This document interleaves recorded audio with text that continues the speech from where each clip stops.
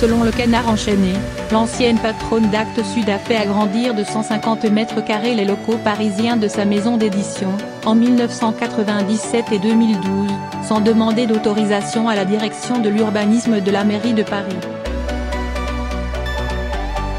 La ministre de la Culture a-t-elle réalisé des aménagements illégaux en 1997 et à partir de 2012, avant son entrée au gouvernement, lorsqu'elle dirigeait les éditions Actes Sud? Le parquet de Paris a ouvert jeudi une enquête préliminaire pour répondre à cette question et déterminer si ces travaux respectent le code de l'urbanisme. Selon les informations publiées mercredi dans le Canard enchaîné, Françoise Nyssen a fait agrandir de 150 mètres carrés les locaux parisiens de sa maison d'édition, sans demander d'autorisation à la direction de l'urbanisme de la mairie de Paris. Un permis de construire est pourtant obligatoire à partir d'une extension de 20 mètres carrés.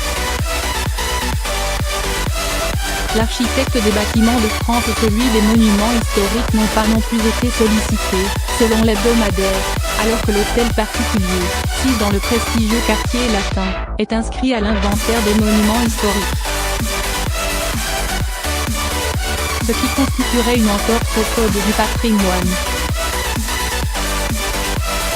Les travaux, qui consistent surtout en l'installation de mezzanines et d'escaliers dans des pièces hautes de plafond, auraient aussi dû faire l'objet d'un signalement à l'administration fiscale.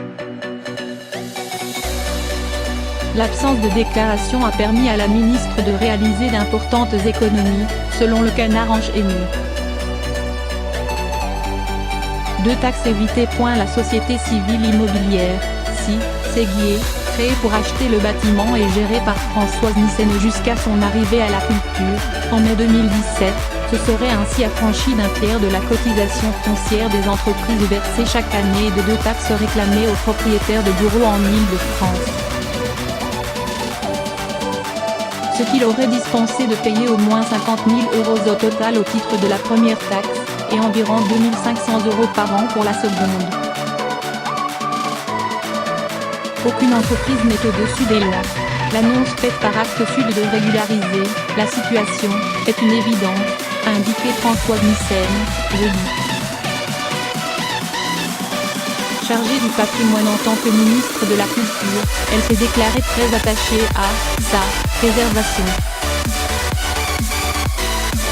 La maison d'édition Actes Sud, numéro 10 de l'édition en France selon Livre Hebdo, a souligné pour sa part qu'elle allait entreprendre les démarches qui s'avéreraient nécessaires pour régulariser la situation, et qu'elle apportera tous les éléments d'explication nécessaires au bon déroulement de l'enquête.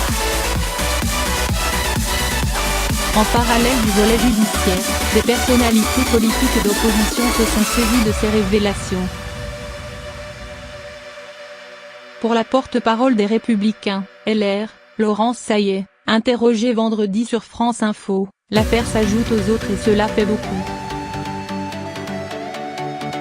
Benalla, Kohler, et maintenant Nyssen, la loi est-elle encore la même pour tous en Macronie? A demandé Bastien Lachaud, député La France Insoumise, LFI. Personne n'est au-dessus des lois, ni les ministres, ni personne, dans notre pays, a rétorqué mercredi Benjamin Griveaux, le porte-parole du gouvernement. Selon la règle fixée par l'exécutif, un ministre peut rester au gouvernement tant qu'il n'est pas mis en examen. En juin dernier, le Canard enchaîné avait déjà dénoncé l'agrandissement en 2011 du siège des éditions Actes Sud dans le centre classé d'Arles, Bouches-du-Rhône, sans autorisation. La ministre et son époux, Jean-Paul Capitani, aujourd'hui patron d'Actes Sud, avaient régularisé la situation en mai 2017.